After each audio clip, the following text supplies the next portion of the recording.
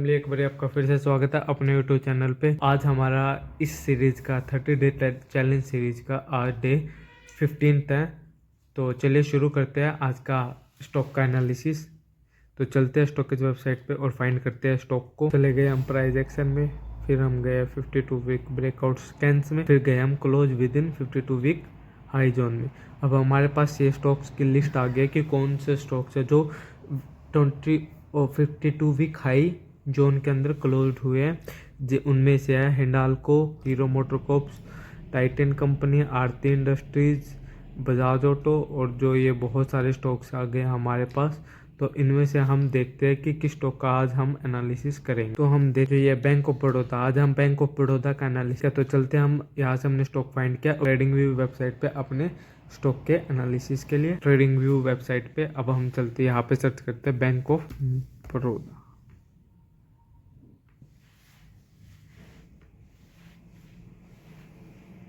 इसके लिए हम चलते हैं एक बड़े टाइम फ्रेम पे, बड़ा टाइम का एनालिसिस करने के लिए।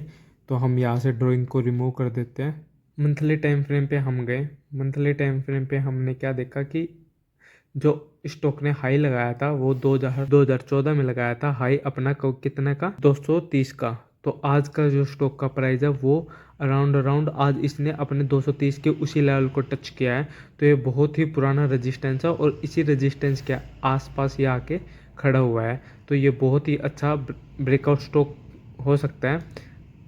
तो आइए इसका डीप एनालिसिस करते हैं। हमने क्या कर दिया, मार्क कर दिया रेजिस्टेंस की इसके ऊपर ही 2014 में इसने हाई लगाया था। एक बार यहाँ पे आया था, ये इसके आसपास, इस जोन के आसपास आया था 2010 में, जो 2005-10 का इसने हाई लगाया था। उसके बाद फिर 2014 में आया। अगर हम यहाँ पे एक कैंडल देख के हाई वॉल्यूम्स की कि हमें, तो अभी हम चलते हैं अपने वीकली टाइम फ्रेम पे और वहाँ से हम और डीप डाउन करते हैं इसमें। वीकली टाइम फ्रेम पे आपको दिख रहा होगा कि वीकली टाइम फ्रेम पे हम देख सकते हैं कि ये एक बॉक्स पैटर्न टाइप बना रहा है। ये बॉक्स के अंदर ही कंसोलिडेट हो रहा है और अभी इसने ब्रेकआउट दिया और अभी उसी जोन के आसपास से सस्टेन कर रहा है। अभी 230 के ऊपर closing in a weekly time frame और अ डेली बेसिस।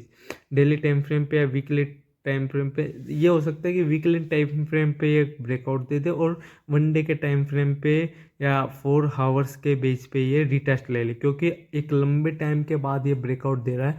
तो इसके ब्रेकआउट के बाद हमें इसका रिटेस्ट का भी वेट करना है। कैसे क्या हो सकता है कि मार्केट यहाँ से एक ब्रेकआउट दे, यहाँ पे आने के बाद एक रिटेस्ट ले और फिर यहाँ से एक अच्छा कंटिन्यूस मोमेंटम स्टार्ट करे, तो एक अच्छा खासा ट्रेड ये माना जा सकता है। अगर यहाँ से ऐसे कुछ वो करे तो हमें एक कंफर्मेशन आएगी कि ब्रेकआउट के बाद रीटेस्ट एंड उसके बाद जब एक नया मूवमेंट नई रैली स्टार्ट करेगा। ये वन डे के टाइम फ्रेम पे है। वन डे के टाइम फ्रेम पे आपको चार्ट दिख रहा होगा कि हाँ, मार्केट ने ब्रेकआउट देने के बाद ये कंसोलिडेट किया। वही अगर मार्केट यहाँ से ब्रेकआउट करता है और वहाँ के इसी जोन के आसपास थोड़ा कंसोलिडेट करता है एंड उसके बाद फिर वो उस जोन का ब्रेकआउट देता है, तो वहाँ पे हमारी एंट्री एक्टिवेट हो जाएगी। तो अभी हमारी एंट्री एक्टिवेट की कोई लेवल भी 230 का आपका लेवल, 230-240 के आसपास का आपका एंट्री लेवल हो जाएगा एंड उसके अकॉर्डिंग आपका टारगेट हो जाएगा एंड आपका स्टॉप लॉस होगा इस जोन का नीचे, जो ये लाइन है इसका, इसके नीचे। तो आपका जो लेवल्स होंगे वो स्टॉप लॉस लेवल वो यहाँ पे होंगे एंड जो आपके टारगेट्स होंगे वो फर्दर 270, 265, 270 के आसपास के आपके टारगेट्स होंगे। के बाद ही हम एंट्री और स्टॉप लॉस लेवल और अपना जो टारगेट लेवल है वो प्लान करेंगे। बट अभी के लिए प्रोसेस यही रहेगा। तो हम बैंक ऑफ बड़ौदा में ये था, इसे हम एनालिसिस करेंगे क्योंकि यहाँ पे एक अच्छा मार्केट अपसाइड में मूव दिया मार्केट ने। यहाँ से आप देख सकते हैं कि मार्केट ने एक अच्छा खासा मूव दिया है।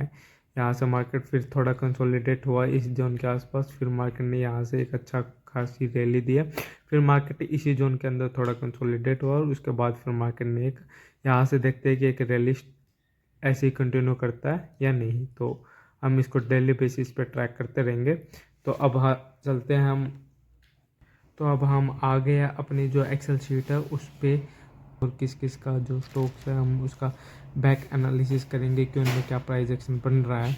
तो हम चलते हैं, पहले स्टॉक था हमारा बजाज, फिनसर्व, वो बजाज फिनसर्व का तो कोई है नहीं, क्योंकि बजाज फिनसर्व में हमने बता दिया था कि आपके एग्जिट हो चुके हैं, आपका यहाँ पे अराउंड हो गया था, क्योंकि ये नेगेटिव पैटर्न शो करने लग गया था, तो यहाँ पे हमने एग्जिट के लिए बोल दिया था। तो ये हमारा स्टॉक अब इस लिस्ट से बाहर हो गया।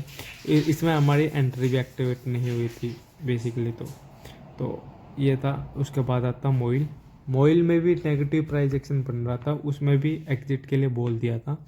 तो एक बार फिर से देख लेते हैं। हाँ, मोइल में भी नेगेटिव प्राइस एक्शन बन रहा है और 2 दिन से ऐसे ही है, तो इस स्टॉक को भी हम छोड़ रहे हैं।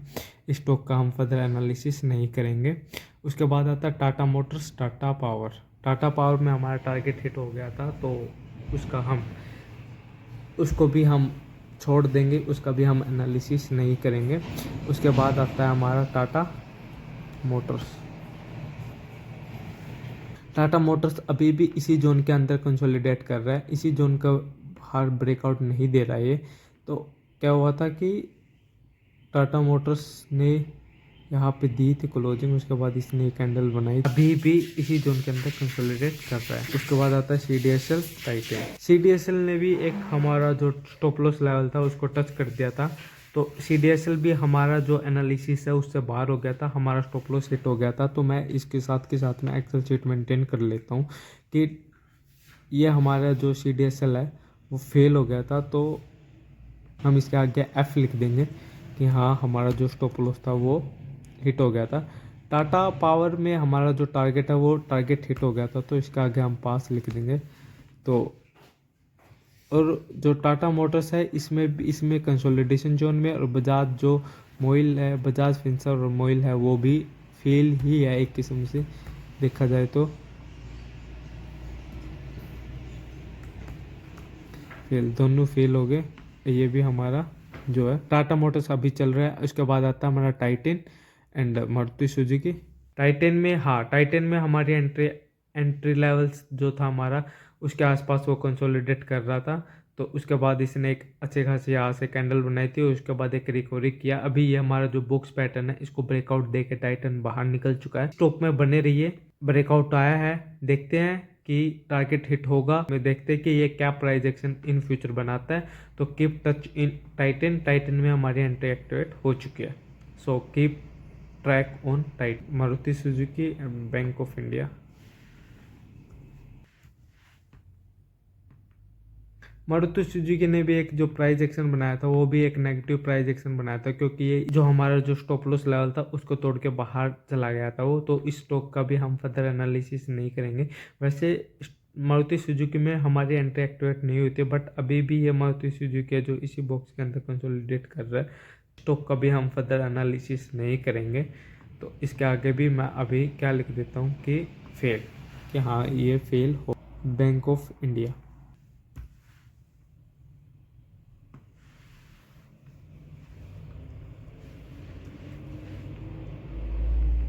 क्या है, बैंक ऑफ इंडिया में हमारा जो एंट्री लेवल है वो एक्टिवेट नहीं हुआ था, बट हमारा जो स्टॉप लॉस लेवल है वो हिट हो गया था। तो इसको हम फेल नहीं बोलेंगे, फेल बोल सकते हैं, बट इसमें कुछ स्टॉक्स हमारे ऐसे हैं जिसमें हमारा एंट्री लेवल एक्टिवेट हुआ ही नहीं था। जब भी हमारा जो है स्टॉप लॉस लेवल के आसपास या स्टॉप लॉस लेवल को टच कर दिया था, उसे हम फेल नहीं मानेंगे, क्योंकि हमारी एंट्री एक्टिवेट हुई नहीं थी, तो उसमें हमें लॉस ही नहीं हुआ। बैंक ऑफ बड़ौदा में भी हमारी एंट्री एक्टिवेट नहीं हुई है, बट इसने एक गैप डाउन दे के इस बॉक्स के अंदर कंसोलिडेट करके हमारा स्टॉप लॉस लेवल को टच कर दिया। तो इस जो एक्सेल शीट में है हम एक अलग से और कॉलम ऐड कर देंगे। इसमें मैं अलग से एक और कॉलम ऐड करूंगा कि उन स्टॉक का नाम हम लिख देंगे कि उसमें एंट्री एक्टिवेट नहीं हुई थी, और उसके बाद लिए एंट्री एक्टिवेट नहीं हुई, और उसका हम फर्दर एनालिसिस नहीं करेंगे। तो इसमें जो 2-3 जो जैसे कि टाटा मोटर्स हो गया और बजाज फिनसर्व और मोइल हो गया, ये जो और जो मारुति सुजुकी है, ये सारे उस कैटेगरी में फॉल करेंगे। फेल का मतलब ये होगा कि आपने एंट्री ली थी और आपका टारगेट हिट नहीं हुआ, बल्कि आपका स्टॉप लॉस हिट हो गया, तो वो फेल की कैटेगरी में ना कि। बट इनमें से कई स्टॉक्स ऐसे हैं जिनमें हमारी एंट्री एक्टिविटी नहीं हुई थी, बट हमारा स्टॉप लॉस लेवल हिट हो गया था, उसमें हमें लॉस तो हुआ नहीं, क्योंकि अकॉर्डिंग टू आवर हमने एंट्री भी नहीं ली, तो वो उसमें फेलियर में भी काउंट नहीं होगा वो। तो इसके लिए हम एक अलग से बनाएंगे एक कॉलम और ऐड कर देंगे हम, मैं बाद में ऐड कर दूंगा, जो कल की वीडियो आएगी मैं उसमें आपको शो कर दूंगा, ठीक है। तो उसके बाद हम चलते हैं बजाज ऑटो और फाइजर, हमारे जो दो स्टॉक्स हैं। बजाज ऑटो में हमारी एंट्री एक्टिवेट हो गई थी, हमारा टारगेट भी हिट हो गया था बजाज ऑटो में, तो कॉन्ग्रेचुलेशंस गाइज। और बजाज ऑटो में हमारा टारगेट हिट हो गया, और प्लस क्या हुआ कि उसके बाद ये थोड़ा सा रीटेस्ट करने आया उसी लेवल को, और उसके बाद से इसने फिर से एक ब्रेकआउट दिया है।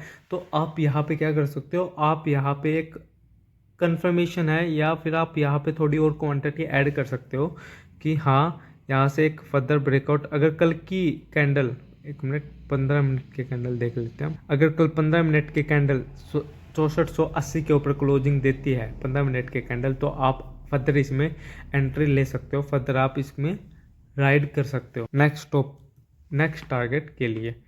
तो बजाज ऑटो अच्छा प्राइस एक्शन पे है, अच्छा प्राइस एक्शन बना रहा है। तो प्राइस एक्शन बजाज ऑटो में हम ये लिख सकते हैं कि हमारा अपना टारगेट मिल गया है, तो हम यहाँ पे पास लिख सकते हैं, ठीक है। तो उसके बाद हमारा जो है नेक्स्ट वो फाइजर है।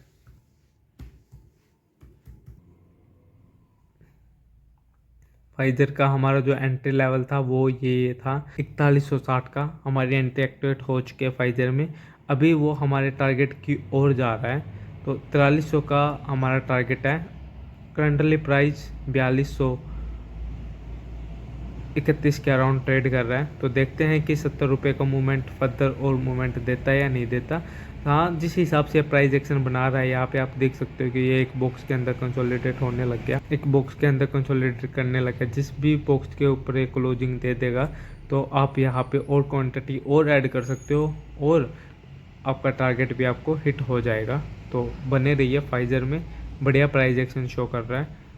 उसके बाद जो हमारा नेक्स्ट स्टॉक था वो था लार्सन एंड टुब्रो में अब तक हमारी एंट्री ही एक्टिवेट नहीं हुई है। एक अच्छा प्राइस एक्शन हमें बनता हुआ दिख रहा है इसमें। आपकी एंट्री इस जोन के आसपास है, 3500 के आसपास आपकी एंट्री है। तो क्या बोला था कि 3500 के ऊपर जब वन डे के टाइम फ्रेम की कैंडल क्लोजिंग दे देगी तो आपकी एंट्री एक्टिवेट हो जाएगी। हाँ, तो इसमें जो लार्सन एंड टुब्रो का जो एंट्री लेवल है वो दोबारा से मैं एक बार रिपीट कर देता हूँ।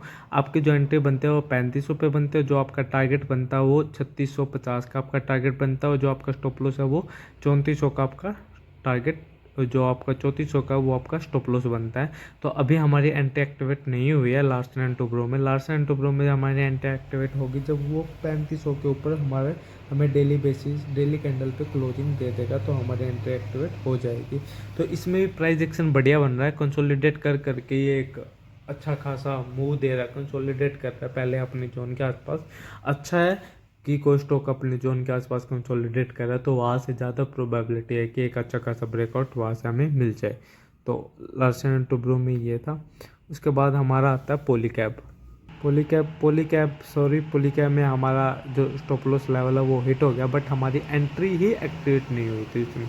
पॉलीकैब में क्या हुआ है कि हमारी एंट्री जो लेवल्स हमने दिया था उस पर तो उसने एंट्री की ही नहीं, एंट्री हुई ही नहीं, बट उसने क्या किया, हमारा स्टॉप लॉस हिट करा दिया, जो हमारा लेवल था उसके नीचे चला गया। तो इस स्टॉक को हम छोड़ देंगे, इस स्टॉक का हम फर्दर एनालिसिस नहीं करेंगे। अगर हाँ, इस स्टॉक में हम ये देखेंगे अगर इसमें दोबारा से प्राइस एक्शन बनता है तो हम इसका फिर दोबारा से एनालिसिस करेंगे। तो आज की वीडियो में इतना ही। हाँ, तो मैं क्या कह रहा था कि मैं जो ये एक अलग से कॉलम ऐड करूँगा उस स्टॉक्स में अगर जो उनके एंट्री एक्टिवेट नहीं हुए हैं बस स्टॉप लॉस हिट हो गया, उनका हम फर्दर थोड़ा एनालिसिस करेंगे, उनको ट्रैक करते रहेंगे कि हाँ अगर वो हमारे लेवल्स पे अगर दोबारा से आ रहे हैं तो हम उसको दोबारा। तो गाइज आज की वीडियो में इतना ही, मिलते हैं नेक्स्ट वीडियो में। Till then bye bye, take care.